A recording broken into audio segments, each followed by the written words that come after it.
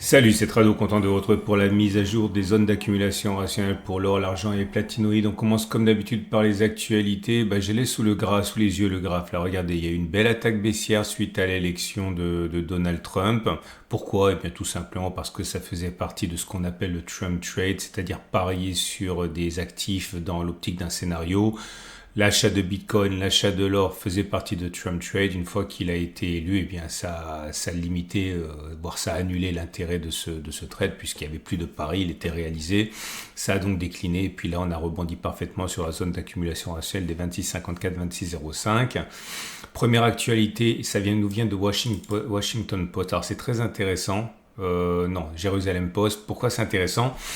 Parce que l'auteur qui reprend ici des propos qui ont été notamment tenus, mais pas seulement par Peter Schiff, dit qu'il y a une décorrélation complète entre les cours de l'or, ici, en la courbe, et les demandes faites sur les moteurs de recherche pour l'or. En fait, ça montre qu'il y a, contre toute apparence, un désintérêt complet, pas complet, il ne faut pas exagérer, mais vraiment évident entre les performances de l'or et l'intérêt qu'il suscite auprès des populations.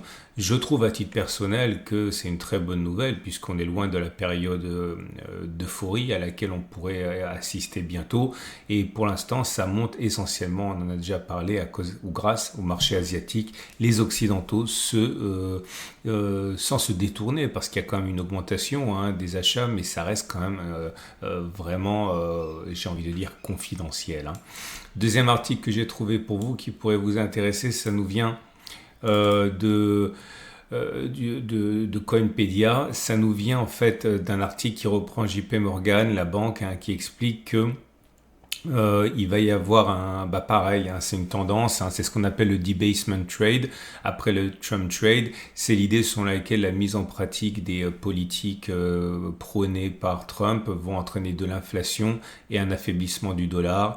Et dans le cadre de l'inflation et de l'affaiblissement du dollar, un des Trump trade va consister en fait à acheter de l'or et du Bitcoin qui sont considérés comme des actifs anti-inflation. Et là, on est juste au début de ce debasement trade.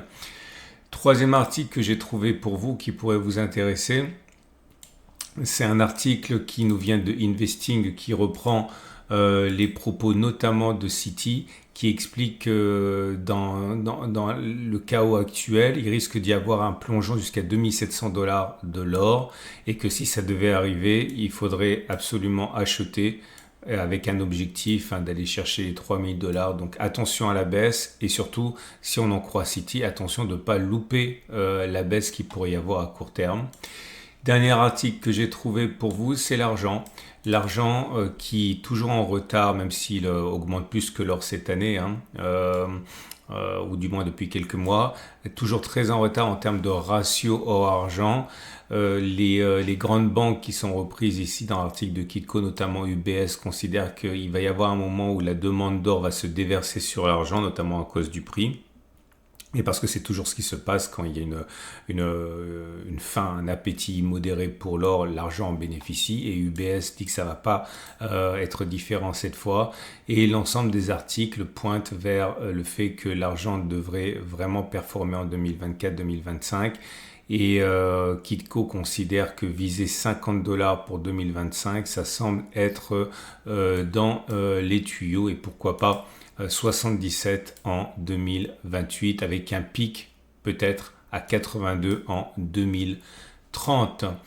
On a fait le tour. Dernière chose quand même, un article peut-être un peu plus négatif, c'est important, c'est la Banque centrale chinoise qui fait une pause dans ses achats depuis 6 mois, sixième mois d'affilée.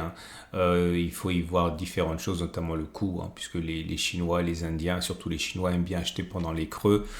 Et les creux, il n'y en a pas eu beaucoup non plus. On risque d'avoir eu éventuellement, on verra parce qu'il y a c'est toujours produit avec un décalage. Peut-être qu'ils ont repris leur achat avec la baisse de 5% de l'or de cette semaine. Mais en tout cas, ça fait 6 mois que les rapports disent que la Chine a mis sur pause ses achats d'or. Avant de passer aux zones d'accumulation rationnelle, je voudrais attirer votre attention si vous êtes nouveau sur Veracash. Alors pourquoi c'est intéressant Veracash éventuellement pour vous? Parce que si vous voulez vous lancer dans la détention d'or, Et si vous voulez utiliser cet or pour eh bien, dépenser de l'argent si vous le voulez, vous pouvez faire acheter en envoyant votre or cassé, vos vieux bijoux, vos pièces qui dorment dans un tiroir, bref, de l'or, quel que soit son état, à Veracash. Veracash vous le rachète et vous met l'équivalent en Veracash sur votre compte, et derrière vous avez une carte de paiement et vous pouvez utiliser cet or,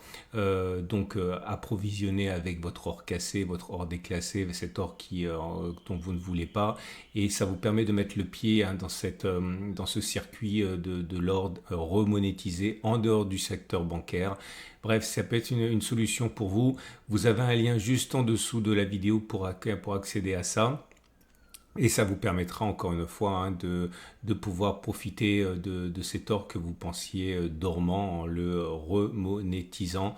Et vous avez encore une fois un lien en dessous de la vidéo. On va passer maintenant aux zones d'accumulation rationnelle. Je vous rappelle que vous retrouvez tous les articles que j'ai mentionnés sur mon site. Vous avez un lien juste en dessous de la vidéo. Et on passe donc aux zones d'accumulation rationnelle avec l'or pour débuter. L'or libellé en euros qui casse sa zone d'accumulation rationnelle des 25,37, 25,10. Et ce serait vraiment sympa que l'on retourne sur la zone des 24,15, 23,74 qui est notre prochaine zone d'accumulation rationnelle. Ça impliquerait une baisse par rapport au niveau actuel de 5% encore, hein, puisqu'on a perdu déjà 4% lors de la première attaque baissière suite à l'élection de M. Trump. La tendance de fond est toujours haussière, vous voyez, on est au-dessus. La tendance de long terme également, puisqu'on est au-dessus de la M200 qui monte ici. Les bougies Aiki-Nashi indiquent qu'on n'est peut-être pas sorti d'auberge parce que vous avez une première bougie verte, certes, hein, mais c'est pas une vraie bougie haussière, c'est une bougie avec mèche haute et mèche basse, autrement dit, c'est surtout une bougie d'indécision. Les vraies bougies vertes, elles sont comme ça, hein, c'est long, c'est vert, il n'y a pas de mèche en dessous, ce qui n'est pas le cas de cette bougie. Donc pour l'instant, c'est juste une pause.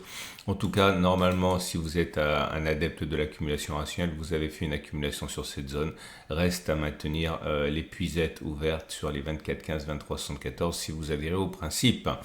L'or libellé en dollars, c'est beaucoup plus propre en fait. Pour l'or libellé en dollars, c'est normal parce que c'est l'épicentre de la secousse actuelle. Et on voit qu'on est venu toucher précisément la zone d'accumulation rationnelle qui aurait pu vous intéresser à 26,54, 26,05 ici. Et depuis, eh bien, on rebondit. Pas de raison de penser non plus que la baisse soit terminée, hein, surtout que regardez, on vient de clôturer en dessous de la M50, donc la tendance de fond n'est plus haussière, elle est simplement neutre, elle deviendrait même baissière si on clôturait en dessous de la M50 qui descendait, mais il y aura plein de zones d'accumulation rationnelle de toute manière, autant en profiter, on montait très très vite et une consolidation est toujours plus saine qu'une montée en ligne droite. On passe à l'argent. L'argent libellé en euros qui actuellement indique que aussi hein, c'est un petit peu difficile. La consolidation nous a amené à toucher la zone d'accumulation rationnelle des 30,29,3. Tant mieux, on était monté là aussi de manière très rapide en l'espace de 2 semaines de 20% quasiment. J'aimerais bien que l'on aille chercher la zone d'accumulation rationnelle des 28,8, 27,4. Tendance de fond neutre, tendance de long terme haussière. Et pour l'argent libellé en dollars, c'est identique, même si c'est plus propre, hein, là aussi, pour les raisons identiques que pour l'or. Je suis un peu embêté, j'aurais préféré que l'on vienne chercher cette zone d'accumulation rationnelle des 38,30. À mon avis, c'est dans les tuyaux. La tendance de fond, attention, devient baissière, on est en dessous de la M50 qui descend, et la tendance de long terme devient haussière, est haussière. C'est très bien. J'avais prévenu de toute manière il y a plusieurs semaines que 1, il fallait consolider, 2, il était très plausible que ça consolide. Hein. Si je vous montre rapidement la dernière vague de hausse, là, je parle de la vague de hausse qui a vraiment marqué les cours, comme ici hein, sur la période 2008, 2009, 2010, vous voyez, monter comme ça en flèche se fait très souvent avec des consolidations fortes. Ici, moins 13%, moins 16%. Moins 8%, et ça c'est simplement sur quelques mois. Vous voyez, donc il ne faut pas s'étonner d'avoir des consolidations qui sont à la mesure des hausses qui les ont précédées, c'est souhaitable. On va passer maintenant au platinoïde, et là par contre c'est triste, hein, puisque pour le palladium libellé en euros pour débuter, il faut comprendre que l'orientation écologique, environnementale de M. Trump fait que les véhicules électriques, etc., tout ce qui tourne autour de l'environnement tend à traîner la patte, hein. On sait que ça ne sera pas une priorité chez Monsieur Trump. Et donc du coup, le palladium et le platine qui sont quand même estampillés économie verte souffrent, hein. Et on a cassé la zone d'accumulation actuelle des 983 pour le palladium libellé en euros. Prochaine zone d'accumulation actuelle 915 887. Bon, on revient globalement sur la grande zone d'accumulation ici, hein, qui a fait l'objet de beaucoup d'interventions sur l'année 2024. La tendance de long terme demeure haussière puisqu'on est au-dessus de la M200. Par contre, la tendance de fond donnée par la M50 ne l'est plus. Pour le palladium libellé en dollars, c'est la même chose. Le choc est violent. Et c'est vrai que c'est décevant pour ceux qui sont fraîchement entrés. On est toujours au niveau des interventions de l'année, mais on revient sur la zone d'accumulation rationnelle de 987 027 qui pourrait éventuellement vous intéresser. Le platine souffre pour les mêmes raisons, un peu moins quand même, parce que le caractère industriel est moins marqué que pour le palladium. Mais voilà, on est sur zone d'accumulation rationnelle à 910-900. Pour cette zone, si on y va, 883-860. Et pour le platine libellé en dollars, pareil, zone d'accumulation rationnelle qui a été visitée. Il s'agissait de la zone des 978, 957. Il y a d'autres zones d'accumulation plus bas, on y reviendra plus tard. Mais vous comprenez bien pour l'instant que les platinoïdes ne sont pas à la fête. Je vous rappelle 3 choses. 1, vous pouvez découvrir tous les articles que j'ai mentionnés sur mon site. Vous avez un lien en dessous de la vidéo. 2, n'oubliez pas de vous abonner à ce format si vous l'avez aimé. C'est mis à jour 2 fois par semaine, mercredi et vendredi et samedi. Je vous dis également donc à mercredi pour la mise à jour.